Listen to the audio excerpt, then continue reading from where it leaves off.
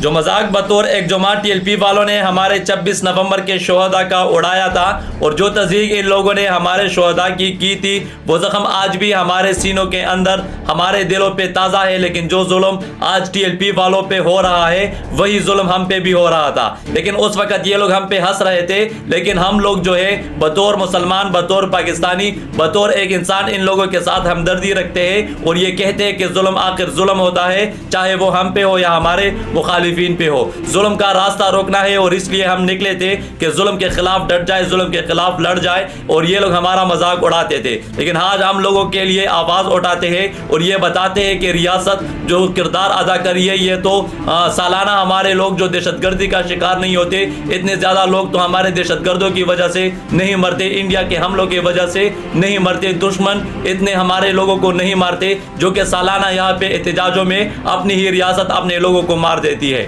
یہ بتانا چاہتا ہوں کہ ظلم کا راستہ روکنا ہے تو پوری قوم کو نکلنا ہوگا. پارٹی کی جو مخالفت ہے وہ ایک سائڈ پہ رکھ کے، سیاسی اختلاف ایک سائڈ پہ رکھ کے آپ سب نے نکلنا ہے اور ظلم کا مقابلہ کرنا ہے. آج جو ظلم ہو رہا ہے یہ ظلم کل کو پی ٹی آئی پہ ہوا تھا، لیکن اس وقت آپ ہنس رہے تھے. یہ بتانا چاہتا ہوں کہ یہ ظلم آپ کا پیچھا نہیں چھوڑے گا. کل کو کوئی اور جماعت ہوگا، کل کو کوئی اور ہوگا، لیکن یہ ظلم جاری رہے گا جب تک کہ یہ پوری قوم ظالم کے سامنے ایک ہو کے نہ نکلے، ظالم کے سامنے متحد ہو کے نہ ڈٹے. تو پھر تب تک آپ سب نے مار کھانی ہے، تب تک آپ سب کو اس ظلم کو برداشت کرنا ہوگا. ایک ہو کے نکلنا ہے اور سب نے اس ظلم کے خلاف لڑنا ہے.